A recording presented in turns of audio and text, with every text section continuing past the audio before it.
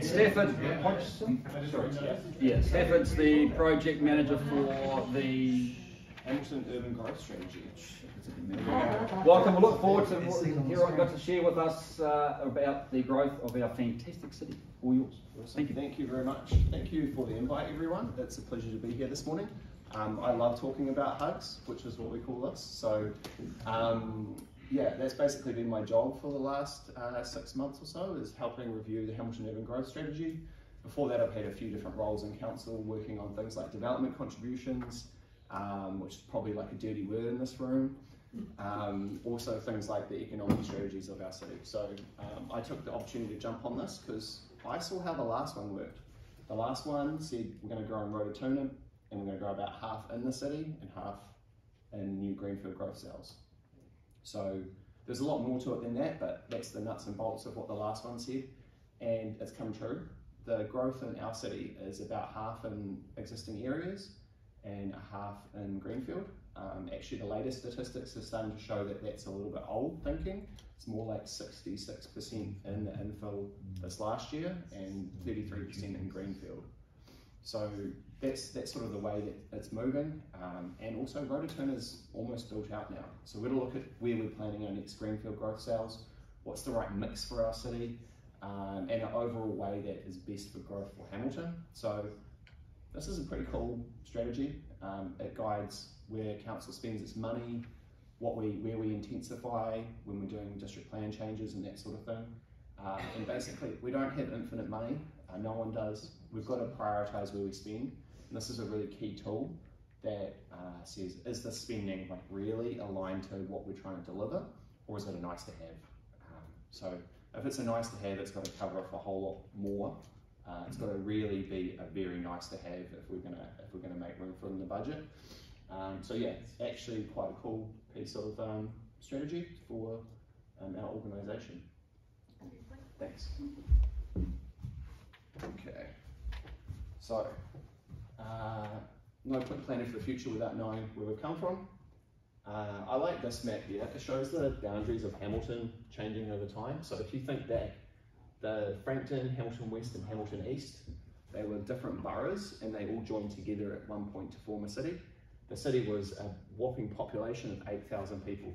So around 100 years ago, we were 8,000 people in Hamilton, and we're currently 180,000 people-ish. So our boundaries have grown over time. The way of the past used to be expansion, you know, tack on a few more farms, cut them up, let's have quarter-acre sections. That's not really a thing anymore. You might have seen in Rototuna, sections used to be in the Flagstaff area, you know, you get that 800 square metre section, and then a decade later it was 600, and now good luck finding a 600 square metre section. So council doesn't do the development feasibility, right? We stay away from that. That's the private sector doing that. So we need to make sure that we're tapping into what the private sector is delivering and working in partnership with them. You can see how the section sizes have dropped. Median section sizes in 2010 was 600 square metres, 600, about 600 for until 2015, and then it's gone like this and plummeted down to closer to 300. So we're talking the middle section size for new sections is about 300. So you can think half of our sections are smaller than that as well. And that's excluding things like that's only fee simple. So that's not your well, I'm feeding the names out, the cross leases, all the other different types of sections that yeah, that's the one. So like apartments. It is influenced by duplexes though? It is definitely influenced by duplexes. And this next graph shows that. In 2010, over 80% of our houses were standalone, the new builds, and that relationship is flipped, and now it's more like, in this current year, 80% attached. So that's your duplexes, apartments, townhouses, every rest homes, those types of delivery. So obviously the way the city's grown in the past, there's been a lot of standalone homes. So that's not to say the stock of dwellings is now that, but every year that this trend continues, you're going to see that overall stock of dwellings transition more to attached intensification typologies, and it's going to create a bigger and bigger stock of the housing. especially new houses. You know, like if you roll forward 30 years with this trend and you want to own a new house, it's most likely it has to be something that's attached. Otherwise, you're looking at your old renovated villas as your other option. Some quick stats around how we think we're going to grow. We're going to about double the number of houses in Hamilton in the next 50 years. That's the projections. So if you think about a city twice the size, you could either grow another whole city, or you could grow, the two extremes, grow another whole city, or you could double the city in the same footprint. So these are two opposite ways you could grow. If you grow another whole city, you're going to have twice the infrastructure. If you grow on top of yourself, you're going to have bigger pipes and better roads, and you're going to have to learn to live with each other a little bit closer. But there's a lot less cost to actually growing up in the long term. So that's kind of one of the really key drivers in growing up in our city, is that we can't actually afford to pay for a double city. You might have heard there's a $100 billion infrastructure deficit in New Zealand. Hamilton's about 3% of New Zealand. We have our fair share of that infrastructure deficit. And going forward, that's not even considering what we need in the future. We'll probably need another $100 billion in the next 30 years. So money that we can't afford as New Zealand without significant changes to how we run our economy. So we have to do things smart. We have to make the most of what we have already, and a lot of that is to do with intensification. So getting down to the nuts and bolts of what the strategy says, we said we care about these things. These are really important factors for how we grow in Hamilton. Part of our treaty settlement is the Tuturu Whaimana o Te Awa o Waikato. Means that the vision and strategy for the Waikato River, it means we need to make the Waikato River better. Right? There's no offsetting our effects. You put a house down, offset your effects, that's RMA, like leave it the same. This legislation means that everything we do as a city means we need to make the river better off, which I think is great because it's probably been run down a bit in the past, so let's make it better. We need to also look after our environment. We don't have some natural resources like other areas. We don't have, Wellington's got great natural bush, and Tauronga's got a great ocean. Like Hamilton's got gullies. Hamilton's got some good river options. So these are the things we need to really care about. We need to make sure that we're providing this as we grow. Think of a denser city, like do we want to live in a city that's just all houses, or do we want like nice native walkways and birdsong and that sort of thing? So this is really where we're driving the strategy to deliver good outcomes for our city long term. The other really big key driver is climate change, and that couples with improved travel choices. So being a city, most of our emissions are transport related, and we need to really put our foot forward and prepare for climate change as well. So the way we do that is with more walking and cycling options and better public transport. Making these genuine choices. I don't know about you, but if I took the bus here in the morning, it would take me about 4 times as long, and it's not a real choice for me at the moment. So this is about making sure where we grow is in places that actually have these genuine choices. If we put a really good bus service in somewhere, let's put high density around it. I think a lot of this is no-brainer stuff, but it's about putting it all in one place and making sure when we make individual decisions, they link back to strategic decisions. Climate change for me is really important, and it's come through the most strongly in our consultation with youth. So it's what they want as well. I think you'll find that it's a financially smart decision as well. The government is going to turn it up hard over the next 30 years on funding for infrastructure that helps deliver climate change outcomes. So if you want to continue putting in cars for roads, like that's a choice you might be able to make, but the funding to assist you is not really going to be there. So this is the type of planning for our city that can enable us to leverage off these opportunities that are coming and try and keep rates lower than they might otherwise be. So all of this, what does it mean? It means we're going to grow out from the city centre, up and out from the city centre. That's the best place for growth. You can see it here on the map. got the traditional CBD, although we're calling it Central City now because it's a place to live as well, not just business.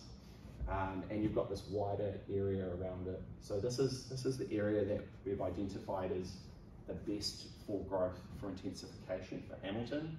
It's where we're going to start as council. So as I was saying, you don't have unlimited money, so we've got to pick somewhere first. It's going to cause disruption when it happens because upgrading infrastructure to enable more people to live in an area is actually very disruptive. I think I've heard this morning about someone frustrated with some disruption that we're currently having crossing the bridge there. You know, roads are old, they need fixing. Pipes are old, they'll need fixing. There's going to be some of this.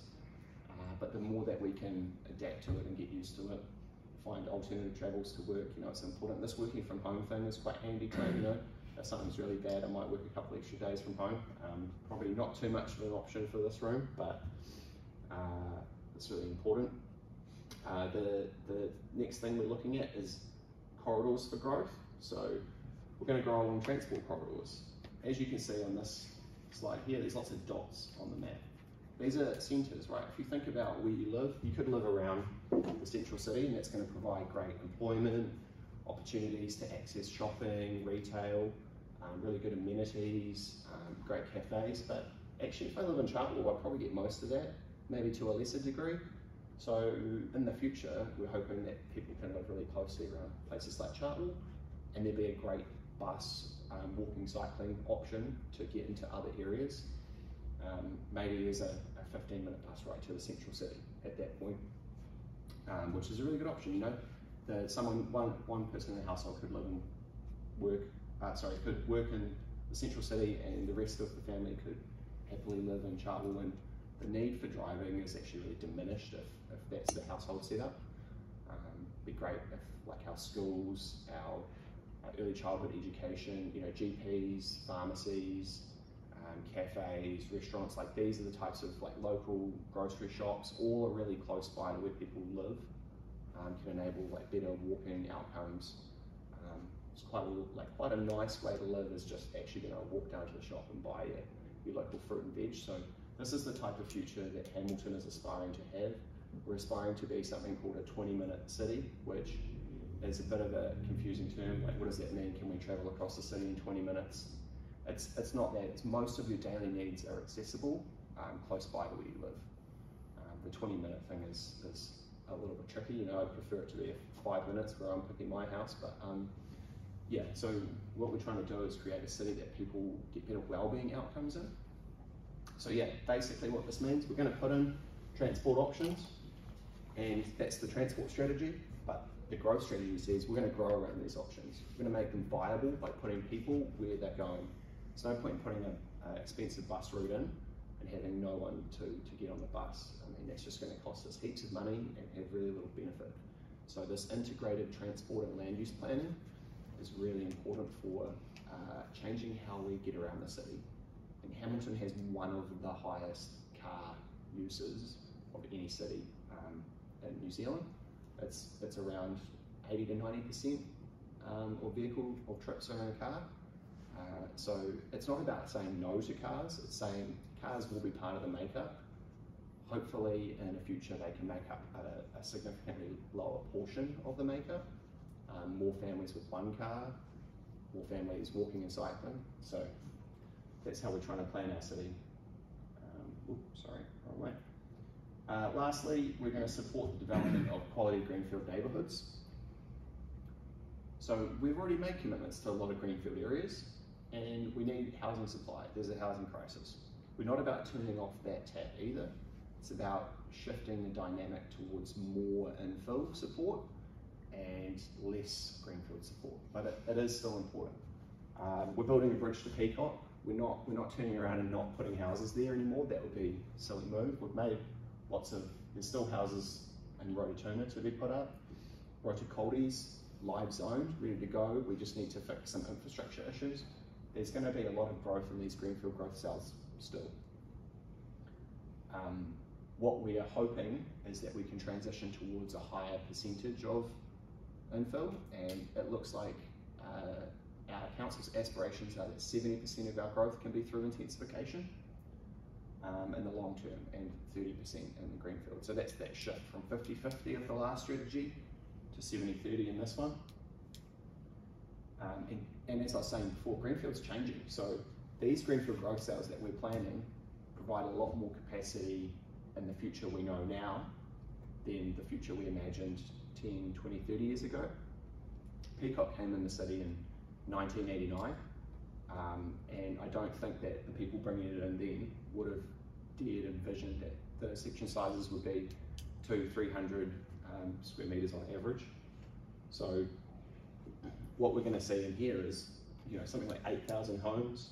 Rotokauri could be something like 8,000 homes, and there's still homes in Rototuna, and Ruakura, and Te Awa Lakes. There's over 20,000 greenfield homes there on the map. And with all this increased supply in the existing area of the city, we're going to see the Hamilton set up really well for capacity for growth. Just going to look, as I was saying, more and more like those attached typologies. Can I ask a question on that? Yeah, sure. The orange area, is that the area that you're talking about having the 3 levels or something like that? The developer, I know that it's all rules around it, but is that the area that you're predicting that may happen? So this, if I take one step back, normally a district plan change would be informed by a strategy like this. You might draw areas on the map where you're like, this is appropriate for this, and then you go through and make the plan changes. The current plan change is not being done like that. It's been done based on government legislation. So the government legislation said put it everywhere. So the council is making that response, but because there's things called qualifying matters, and one of them is the health and well-being of the Waikato River. So council has the ability to make it a Hamilton specific version. So we're saying it's easier to put the intensification in areas in that red and orange zone. We're not saying no to the rest of the city because the government said put it everywhere, but we're just making it easier there and harder there. The barriers to putting it in the rest of the city is just higher. So that district plan change is out for submissions. It's not a done deal yet. We'll see what happens, but that's the direction that council has pushed for. That's my not a planner quick overview, disclaimer. But yeah, we're saying this is the best place for growth. This is where we're going to put our money on the line, and we're going to make it easiest for developers and landowners to progress in these areas first. Do you want to just elaborate on the other little regional centres that they're saying intensification?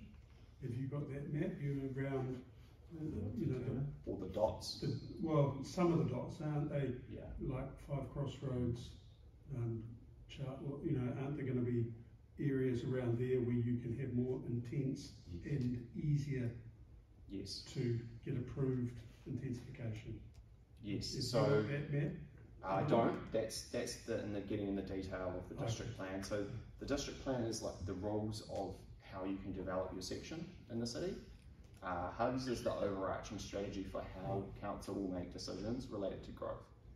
So they are strongly aligned, but ultimately this is a 28-page how to grow the city strategy for councillors and for people who are interested in how our city's growing.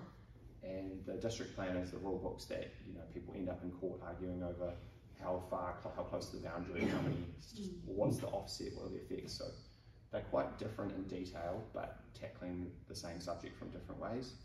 I think it's going to be interesting where the intensification, like what the rules end up being, but I know even in the areas around the centres where we're saying we're making it easier to develop, 5-6 story houses, it's still not really as easy as in the central city.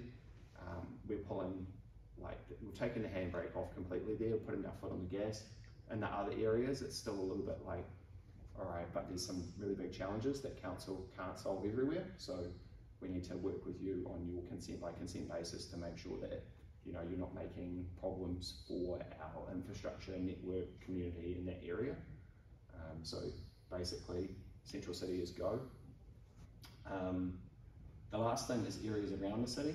So I said before the city's about going to double in the next 50 years, but who actually knows? Let's be honest. Growth projections are basically always wrong. For the last 30 years, they've undercooked growth projections, the official ones. That is in a large part the reason why we have an infrastructure deficit. People thought New Zealand was going to be a little country and we keep growing. So, you know, maybe we keep growing again, maybe we're wrong again. We need to keep monitoring how we grow and have options in a pipeline for future growth. So areas around our city, and these grey areas, are areas we're investigating as future options. These won't be in the next 5 or 10 years. This is the very long-term options. But say that Greenfield goes really well and we start eating all our supply, just know that the city is also thinking about how we can turn on additional supply if we run into that higher than anticipated growth future. So we're out for consultation now. We started yesterday. We'll be talking to the community for the next month. And we're hoping to wrap this up early next year to help inform the next round of council's investment decision making, the new council's long-term plan and 30-year infrastructure strategy. So get this locked in, and then it can inform that next 18-month process where the new council locks in what they want to spend your money on. Yeah. Are there any questions? Just seems there's not a lot of interest in that central city to develop. A lot of developments that have been proposed have been pulled through lack of interest. It's cost. Yeah. It's not like an interest. Apartments are really expensive. There's no two ways around that. But through a piece of a government grant opportunity, we've put together a central city bid. Through that, we've worked with the developers. They're signing up to things like housing outcome agreements where they're saying how many houses they're going to build on their sections. And we think there's around 2,000 homes loosely planned or in the process for the central city and its surrounds. We think in the next 10 years there could be 4,000 homes, which is a massive shift from where we're at now. I think there's something like 2,000 people currently living in the central city. If you add 4,000 homes, you know, you're easily, 5 times the population in the next 10 years. So it really depends, I think, on that global economic situation. Like, what does development look like over the next 10 years? As it get turned off because it all gets too scary, finance backs away? Or do we come through as a country and say, we still have a housing crisis, let's deliver? So I think it's a little bit up in the air, but it's kind of, the CBD will thrive at some point in the future when the development conditions are right. But it's not just the central city, so that's described as a central city. This orange area is massive. It's going up through Lidl. It's right up to the commercial part of Te Rapa Strait. So about Bryant Road? Yes. I think, yeah, not too sure on the road name. I think Bryant Road's a little bit more north maybe, but if you think of the spotlight on that corner, that's Bryant Road, okay. Varden. So there's a lot of real estate in there. There's all of those hotel, temporary accommodation. There's a lot of redevelopment opportunity there to make the city nicer. There's a whole bunch of old housing stock there that could go. This is a very long-term strategy as well. We don't plan infrastructure and city growth in 5-year spurts. We're looking way ahead. What does the city look like in 10, 20, 30, up to 50 years? We can't just put in a pipe for 5 years, otherwise we'll be digging up the same road again, which will not be a very smart move. So yeah, I don't expect to see all the change straight away, but a city transformational shift is in the pipeline. With Hugs being different from plan change submission side of things, what specifics are there that you'll be going for public submission around? So, again, you're saying, that started today, yesterday. What are some of the specifics that you come to us about in terms of this particular growth strategy? So the whole of it is open for any comments that people have, but really we're asking around these different outcomes, like how would you imagine growing the city? Do you think we picked the right growth area? Like an example of a solution I expect to get is that I know that Kāinga Ora have a really large land ownership in this part of the city. If I was one of their people submitting on their behalf, I'd say, I want you to prioritise where my land is. You know what, I'm going to get heaps of developers that say the same thing. I'm going to get someone whose land is out here and says, it's a great place to grow. So we're gonna have all of these submissions. I want to hear from the community about what they think about intensification too. I know that it's not very well loved. Generally, people still have an idea that they want a 600 square metre section. They don't realise that the feasibility of developing greenfield land doesn't allow for it, or doesn't allow for it at a price bracket that is palatable. But even if it does, you end up like Auckland, where it takes you an hour to get into town. Yeah, exactly. It's not the future, really. You don't get outcomes that you want as a community. In that section, there's a lot of cross-lease properties. Is the council doing anything to make those possible to be able to be developed and turned into freehold titles easier and not so expensive? Yeah, that's a really good point.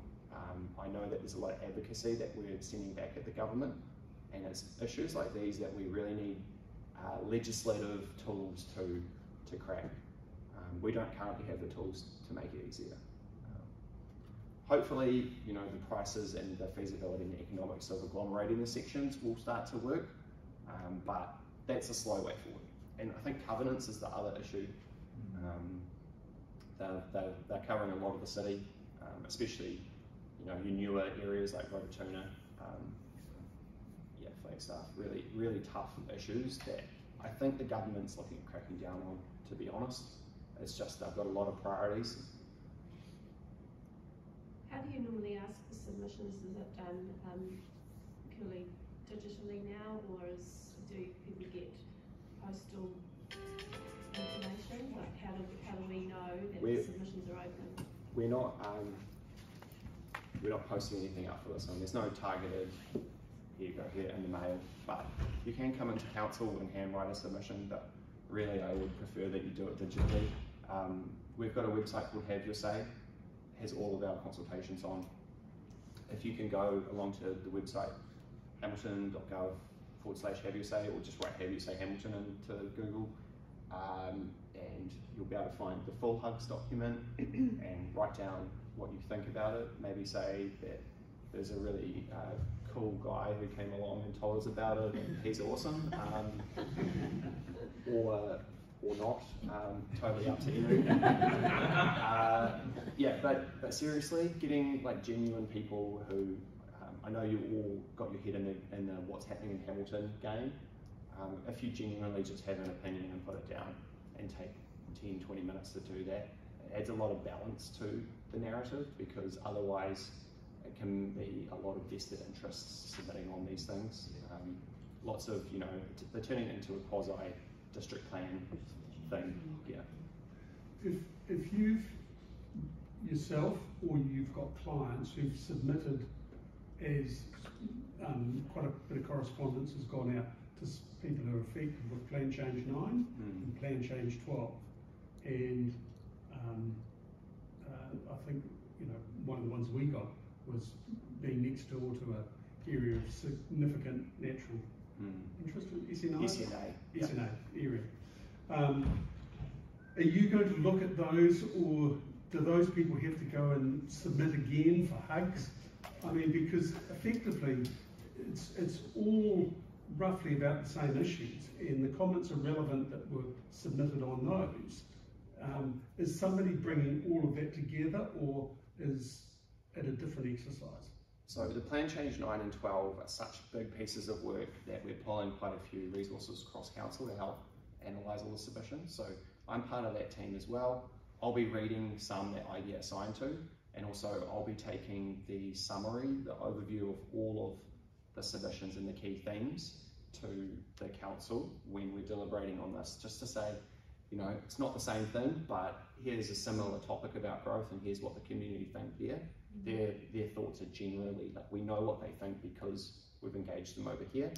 It's stronger if you make your own submission again, but I mean, I know that people don't have unlimited time to think about this, and we try to make it as easy as possible. So yes, we will wind those opinions and thoughts and feelings into where Hugs stands. Because for some people this would almost be a third submission, because there was 9, then they're affected by 12 and now.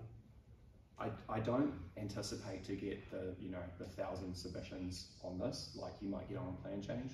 I'm thinking it's probably going to be more in the 50 to 100, depending on how many general public and less landowners submit. But I might get 5 or 6 20 to 100 page submissions, and I might get 10 5-page submissions, and then the rest of them I think will just be comments typed into a computer. So it's definitely of a different scale than what's happening in the district plan change, where you get multi-hundred legal documents sent to you. So I would advise that it's actually quite an easy read. It's like 28 pages, but most of the pages are filled with pictures and maps and not full text. So it might actually help calm people's perception of what's happening in the city, because it lays it out a bit more cleanly, a bit more user-friendly than the sort of legal RMA language that is used in a plan change process. The intensification, when that came on, it was proposed throughout the councils in the country. We were for it, or Hamilton was for it, most of the other ones weren't. Where is it at now with Hamilton? Are we still for it, or are we backtracking to review it when this is what this is? Or well, I can't speak for where the new council is. I'd like to hear their opinions on this too, but where it's at is we've notified it, there's no turning back. One council didn't notify it, being Christchurch, and I mean... Sorry, what does notify mean? Make a draft plan, yep, and tell all the public that we're ready to hear what they think. That sort of starts a tick, like you've met your legal obligations to notify by August. Okay. So Christchurch was the only council that didn't do that. They chose not to. Their council voted no, we're not notifying. Basically, I mean, I'm no legal expert, but they didn't comply with the law, and there's going to be repercussions. We'll see what happens. If the government does nothing, that's not very good from them, because you can't make laws and then not enforce them. It's not a good look. But then again, like, how far do they go? Like, is it commissioners? Do they go write the plan for them? Like, we're going to find out. I think, complying with legislation, I would prefer to. I've got some problems with the way the government has come in with their hammer to crack this problem. They gave us direction previous to this, and we didn't get a chance to follow through on it. It was called the National Policy Statement on Urban Development, and then we've been planning that for 2 years, and we're going to notify a plan change on that. And then the government came in the last year and said, don't worry about that, do this. So, that's where my gripe comes. Don't give us a direction and then, change the goalposts at the end. But yeah, we'll find out what happens to Christchurch. We've already said, here's Hamilton's notified one, so there's no option to not do that anymore. Even if government changes? Government can write a new law, but anything's up for grabs there. But in terms of the way the legislation's written now, there's no turning back on it. And the government actually did it in a bipartisan way at the time. So, what's her name? Is it the Deputy National, is it Nikki someone? Nikki Willis. Nicola Willis. She actually co-authored the legislation that is the 3x3. So she's got her fingerprints all over it now. It's going to look a bit silly for her if she backs out. So I can't see it happening personally, but who knows? Yeah. So we're for it, but the rules around it are still to be ironed out more so. We need intensification, but also we're for government. Can you help us with some of the problems, like fixing the roads and pipes? I think we don't have the money to solve the problems that the government is pushing onto us. I'm pro intensification. Let's do it smartly though. And in the right places. Yeah. Correct. It's a much easier to manage infrastructure issues if you can manage where the location of things are going. But I think that ship sailed, and we're in the everywhere camp a little bit. But let's make the best of the situation. Let's not put our head in the sand and turn our back to intensification. That's how you'll get places like the university where there's cars parked everywhere. You know, it looks a bit shabby and it's not very well managed. We know intensification is coming. We need to make sure that the streetscape, the areas that council has under its control, are done in a way that mitigates some of the negative effects that can come with the density that we're talking about. I think that's what we see a lot, especially through like Green Hill and those medium or intensification places. There is no parking. There might be 5 or 6 people in the house, and there's one single internal garage. That's the hard part to see, especially when you drive through Green Hill and there's cars everywhere. There's definitely some lessons learned there, and I think that there's some work being done currently about solving the public transport issue and there to help change how that community can get around. Any other questions to us? Cool. Well, I don't know about you guys, but I can't wait to see our city in 50 years' time. Exactly, mate. I'll be 90.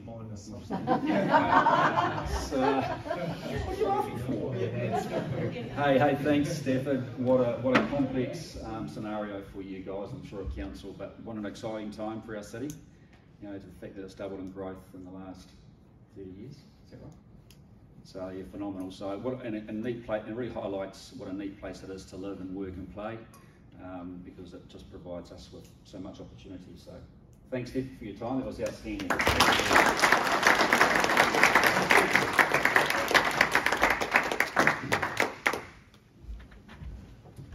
Thanks, mate. I love chatting about this. Right, team.